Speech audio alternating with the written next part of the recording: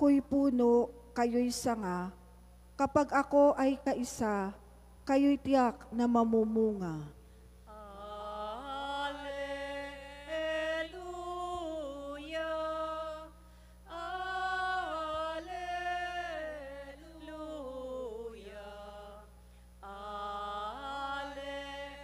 Alleluia,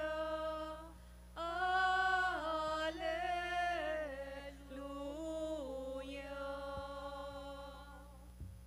Sumainyo ang Panginoon. At sumainyo rin. Ang mabuting balita ng Panginoon ayon kay San Lucas. Papuri sa iyo, Panginoon. Noong panahong iyon, si Jesus ay tinanong ng mga Pariseo kung kailan itatatag ang kaharian ng Diyos.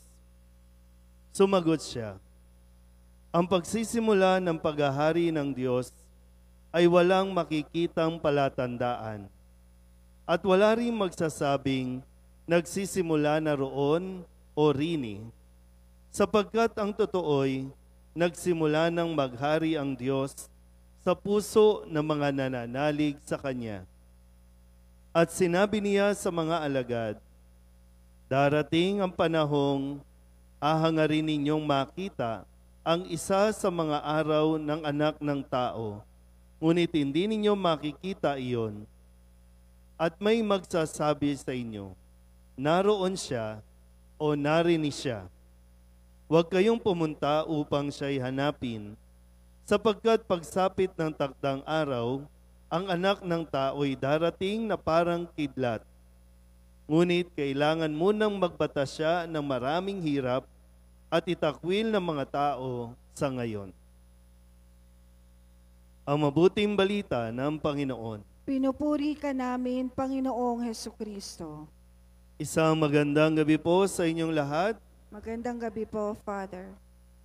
Tayo po ay nasa ika-32 linggo sa karaniwang panahon ngayong araw ng Huwebes. Kung sakali po bang darating na ang Panginoon, handa ka na ba? Iba medyo, iba wag muna. Para saan ba yung pagsisimba natin? Para saan ba yung paglilingkod natin na ginagawa sa simbahan?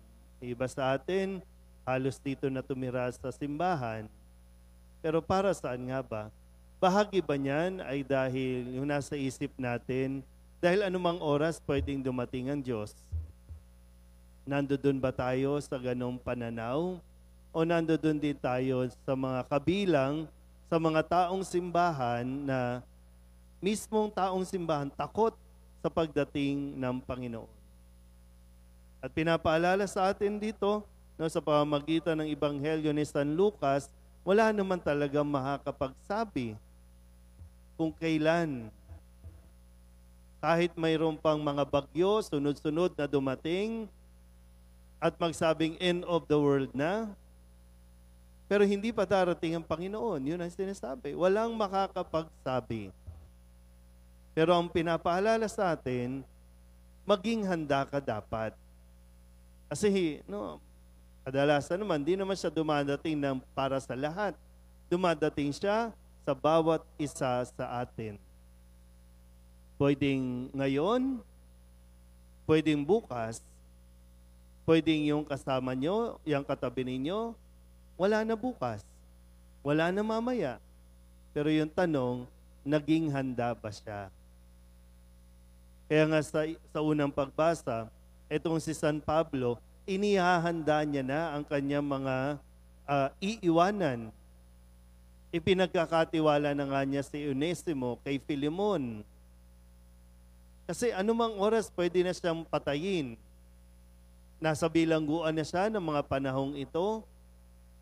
Para mas maging maayos, pinagkakatiwala niya at ipinagkakasundo niya si Filemon kay Onesimo. Si Onesimo na dating alipin na humiwalay kay Filemon na nakasama ni San Pablo at ngayon ay gusto niyang ibalik at ipinakiusap niya na tanggapin niya si Onesimo hindi bilang alipin kundi bilang kapatid sa pananampalataya. Sa inyo po ba, yung mga medyo mayayaman dito, handa na ba ang mga last will and testament?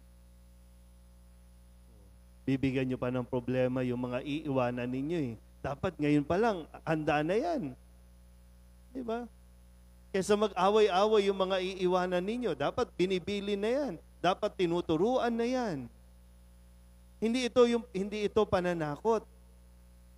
Para mas maging magaan ang buhay, para mas maging maayos ang pamumuhay natin, maging positibo tayo, maging sa pagdating ng Panginoon, maging sa pagharap nitong wakas ng buhay natin. Hindi ito dapat kinatatakutan. Kaya nga sinasabi, pinaghahandaan. Ang mga taong hindi handa, yan ang kadalasang takot. Pero kung matibay ang ating pananalig, anumang oras, kahit bumagyo, hindi ka matatakot. Patuloy kang magdarasal, patuloy kang mananalig sa Diyos. Amen?